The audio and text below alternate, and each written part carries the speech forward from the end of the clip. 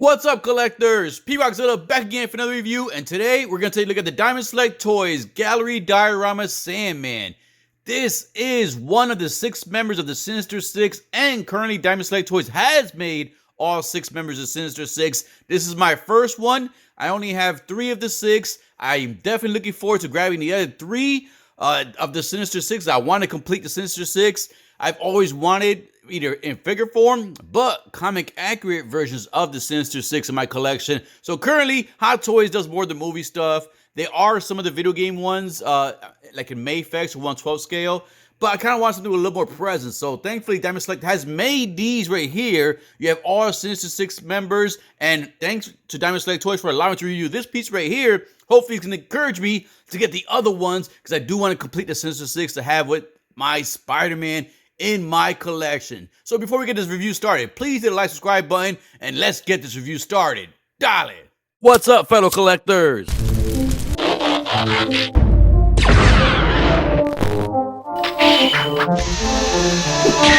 Die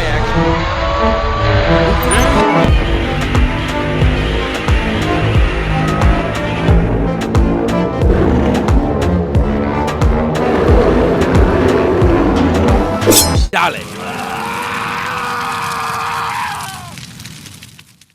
So now, of all the Gallery Diorama pieces I opened up so far, this is probably the biggest box of them so far, so it should be cool to see Sandman in full effect here. But let's take a quick look at the box. You can see right there, there's a little pamphlet in there. And you can see right here, the Sandman. Let's bring that brightness up a little bit higher. You got the Sandman logo right here. You got the Gallery Diorama on the top. Then right in the front, you got the Marvel logo right there.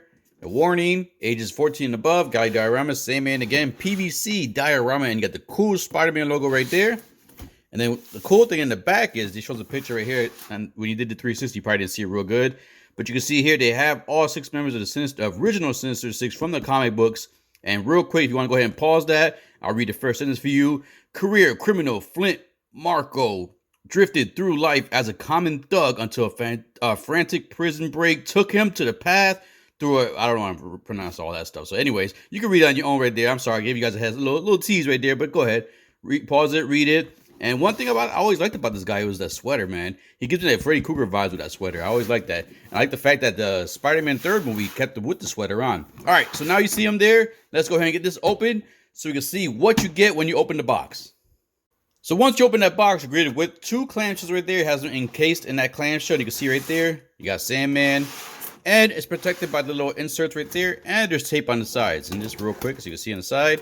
Nothing protecting the bottom, just a flat surface. All right, let's get this clamshell open so you can take a close look in 4K at all the details on this Sandman Gallery Diorama piece.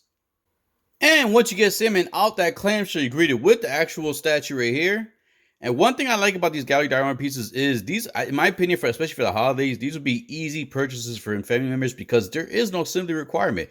Out of all the ones I opened so far, I want to say maybe Destro was the only one that has some kind of assembly requirement. You have to basically insert some of the rocket piece in there, but this is basically all one piece right here. So let's take a look at this piece right here. And what I'm telling you right here from the get-go is the sand does have like a sand type texture on it when you touch it compared to like the shirt right here. It's like smooth here, but then you feel like that rugged sand texture here. So that's pretty cool. So you can see right here, you got the hand of Sandman, open claw right here going. You see the sand falling down from the inside of his arm. Inside of his hand. And then right in the bottom, you can see some of the detail on that sand. As you can see that nice sand texture. You can see the fingers still there. You can see the same thing going all the way down him as if he basically came out of like a muddy water or something, or a puddle. You can see right there. I like the transformation, like the blend of the sand right here onto this basically shirt. Looks real cool. Definitely comic accurate face. Looks just like him in the comic. Oh, I got a little QC issue, and there's that sand on his eyebrow. Nope, it's just a little paint rub there. All right, well, a little QC issue right there.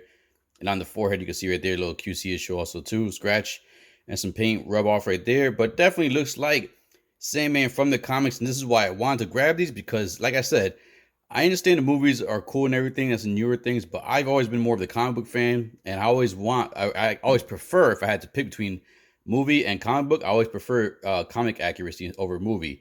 So this is basically Sandman in the comics right here. That sand going all through his body. Let's see the back of the arms. You can see basically the sand on the back of his triceps right there. Nice muscle detail on his back. The patterns on his shirt are real cool. You can see the sweater right there, like the little pattern right there. The knitted portions of the sweater. Woo! Tongue twister right there. You can see the belt, the detail on the belt, the jeans. You can see the belt going all across right here, his chest. And then from there, we're going to look down at the other hand. You can see his other hand coming out from the ground right there. He's ready to clobber somebody with that fist. You got the closed fist there. I had to put the brightness a little bit bright so yeah, you can see all the detail in this piece. Then you can see right here on the thigh, you can see some of the sand coming down as he's forming up from the ground. And the cool thing is the base actually has the sandbags. You can see right here a bunch of sandbags. So he's basically hiding in these sandbags, coming out, reforming from inside the sandbags. And I like that extension from the floor, the sandbags to his body. Definitely looks cool. As you can see, it's like going, it's like filling them in and everything, giving him that full form. You can see right here and more of the sandbags. You can see his foot right there in the back portion right there. Right here, you can see some of the sandbags like ripped open. I can see the sandbag right here ripped open. He's coming right out of this sandbag. Real cool display design. You can see the sandbag ripped there also. The jeans even have like a jean type texture to them too. So that's really good job so far with the sculpting on this piece right here. Compared to the Deadpool one I opened recently, this one definitely sticks out a little bit more. You can see sandbags there. And then the back portion, you can see some more of the sand. Underneath is basically plain. You can see where they inserted the figure at. Nothing much there, just right here. Made in China, Diamond Select Toys, Marvel. All right, so there you go. So nice detail, especially in the sand. What I like more so far, the most about this so far is the textures, man. This actually feels like sand. This feels like sandbags. You can feel the sweater and the jeans that actually has the feel of those items right there in real life. And it's the cool pose with it. You can see him going like, come here, Spider-Man. And this part right here, like I said, this is what I like too. Like you see it's coming off the ground, coming out the sandbags to help fill them in. You can see the portions where he's getting filled in. You can see the clothes, and then you can see the portions right here where the sand's not fully, like he's not fully developed yet, but he's absorbing some of the sand and getting fully developed right there. Very cool display. I like the way this looks. It does have a big presence so far from the other ones. You can see like it's mostly the reach, not like the height, just the length and the width of this piece is basically bigger so far from the other Gallery Diorama pieces I opened so far. Definitely cool pose too. I like that. And that face, man, that looks just like him. I like that little smirk there too. Yeah, I got you now, Spidey. You can see it awesome right there. And got that weird Freddy Krueger type sweater. So real cool. I like this a lot so far. Like I said, textures is the most part, the part I like the most. Just different textures all across the statue. All right, so let's go ahead and put him down so you see all the detail up close. And let's go ahead and do a size comparison. Now that we have Sandman there for a size comparison, start bringing some figures in here and a statue, or actually more like two figure statues and one figure. The first figure I'm going to bring in is his Marvel Legends counterpart. Here is the Marvel Legends Sandman.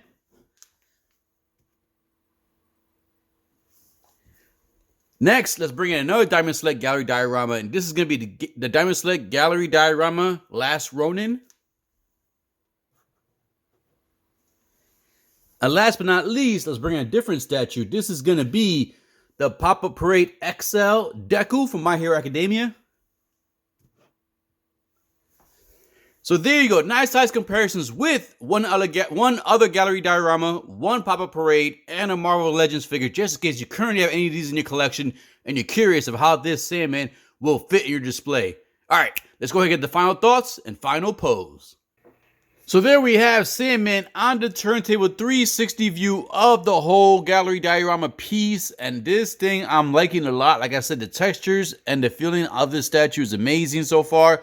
For less expensive piece, it definitely has attention to detail on there with the quality of the textures on there. And not only that, I like the way the sand, like the idea of the sandbags in the bottom, the fact that the sandbags ripping open, you see Sandman coming out from the sandbags, you see the formation coming from the ground to his thighs, his arm. I like that a lot. The only thing I probably would have added there would have been pretty cool is have some kind of Spider-Man thing, maybe some Spider-Man webs in the bottom or something that, lets you know he was in the battle with Spider-Man or he's, something like that. But that's just like a little icing on the cake for me because this thing right here so far, out of the 6 so far, like I said, I only have 3 so far. So far this is the biggest of the other 2 I have.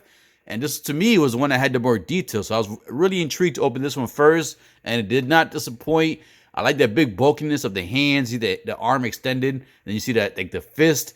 ready basically on the left-handed fist, ready to clobber somebody, like I said before. The jeans and everything, the sweater, it just right out of the comic books, and I'm enjoying this a lot. Now, the only thing is, I need to figure out which Spider-Man to go with the Sinister Six, because they do have a few Spider-Mans to go in their gallery diorama pieces. Currently, I only have the one that goes in the wall. That's more to match Green Goblin or Hobgoblin, more like Green Goblin. But this guy definitely is cool.